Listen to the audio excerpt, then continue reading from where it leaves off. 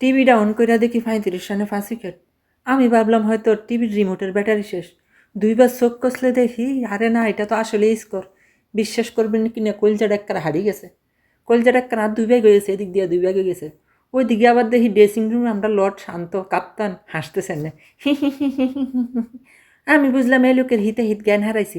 মানে এমন হাল হলে মানুষ সাধারণত কান্না করে, কিন্তু এবারটা দেখি ব্যাককলের মতো হাসতেছে। এক পর্যায়ে আমার সন্দেহ হইল, এখন যদি আমি ওর যাই জিজ্ঞাসা করি ভাই তুমি কে, ও হাইতে বলবে ভাই আমি নিজেও জানি না। এরপর জাকির আর হৃদয় 228 রান তুলে। আমি খুশিতে ফানি খেতে গেলাম, কিন্তু ফানি গলায় ঢুকলো না, কারণ বিশ্বাসে হয় না। আমরা তখন ভাবলাম আজ আমরা ভারতরে কাঁদামো, কিন্তু শেষমেশ আমরা কান্না করছি। 35 রানে 5 উইকেট হারিয়ে আমরা 228 রান, মানে কষ্ট শান্তি পাওয়া।